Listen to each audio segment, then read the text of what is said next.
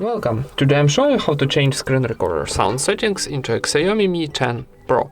First of all, find a standard application on this device, screen recorder, and go into. Then, if you click this open this application, we got our screen recorder bar. So here we got start and stop button, file, and settings. Go into settings, and here we got sound source option.